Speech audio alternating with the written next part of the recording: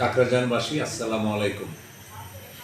আপনাদের অবগতি এবং প্রয়োজনীয় ব্যবস্থা গ্রহণের নিমিত্তে আপনাদের জানাচ্ছি যে সামনে কুরবানি ঈদ, এই ঈদকে সামনে রেখে আপনারা যারা খামারি, যারা পশুপালন করেন, যারা খামারি করেছেন, আমি তাদের উদ্দেশ্যে বলতে চাই, এই কুরবানির ঈদকে সামনে রেখে গরু চুরির প্রবণতা বেড়ে যাবে এবং আপনারা যারা খামারি আছেন ভাই বোনেরা, দয়া করে আপনাদের এই সম্পদ রক্ষার জন্য আপনাদের নিজ দায়িত্বে আপনাদের সজাগ থাকতে হবে, সচেতন থাকতে হবে।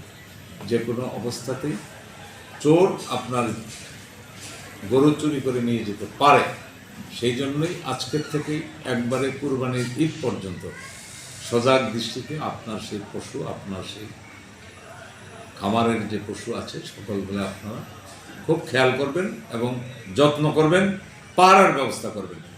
আপনারা জানেন যে আমরা আপনাদের এই পরিষদের মাধ্যমে কাকরাজানের গুরুত্বপূর্ণ কিছু জায়গায় আপনাদের গ্রাম পুলিশ পাহারা দিচ্ছে। আমরা ছোট চৌড়াঘাট করে পাহারা দিই, হামিদপুরে দিই, ইন্দ্রজানিতে দিই, গড়বাড়িতে দিচ্ছি এবং পাহারা অব্যাহত আছে। ঈদের দিন পর্যন্ত আমরা পাহারা অব্যাহত রেখেছি। আমরা যতটুকু সম্ভব চেষ্টা করছি, আমাদের সীমিত সংখ্যক গ্রাম পুলিশ এদের সারা ইউনিয়নের প্রত্যেকটি বাড়ি পাহারা দেওয়া সম্ভব হয়তো হবে না। সেই জন্যে আমি আপনাদের প্রতিনিধি হিসাবে, আপনাদের খাদেম হিসাবে, আমি আপনাদের সন্তান হিসাবে, আপনাদের ভাই হিসাবে আপনাদের সচেতন সজাগ করবার জন্য একটি ভিডিও ফুটেজের মাধ্যমে আমি আমার কথাগুলো আপনাদের দ্বার প্রান্তে পৌঁছে দিতে চাই এবং আমার কথাগুলো ধৈর্য সহকারে আপনারা শুনে অবশ্যই গুরুত্ব সহকারে আমার কথাগুলো আপনারা পালন করবেন এবং আপনার সম্পদ রক্ষায় আপনি সচেষ্ট থাকবেন। এবং যাদের মোটরসাইকেল আছে আমি তাদের উদ্দেশ্যে বলতে চাই, বর্তমানে মোটরসাইকেল চুরির একটি প্রবণতা বেড়েছে। আপনারা মসজিদের সামনে রেখে নামাজ পড়তে গেলে সেখান থেকে মোটরসাইকেল চুরে নিয়ে যায়, বাজার করতে আসলে কোথাও রেখে গেলে মোটরসাইকেল চুরে নিয়ে যায়। আপনার মোটরসাইকেলের কোনো নিরাপত্তা নাই, যে কোনো সময় চোর আপনার তালা ভেঙে নিয়ে যেতে পারে।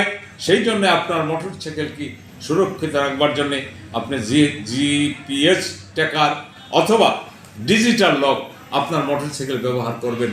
যদি জিপিএস ট্র্যাকার আপনার মোটরসাইকেল থাকে তাহলে চোর এই মোটরসাইকেল যেখানে নিয়ে যাক আপনি ঘরে বসেই দেখতে পারবেন আপনার মোটরসাইকেল কোথায় নিয়ে গেছে, কোন দিকে সে যাচ্ছে এবং কোনখানে সে আপনার মোটরসাইকেল রেখেছে। আপনারা জানেন ইতিমধ্যে আমাদের প্রেস ক্লাবের সাবেক সভাপতি, আমাদের সাংবাদিক শ্রদ্ধেয় গফুর সাহেবের মোটরসাইকেল চলে গিয়েছিল।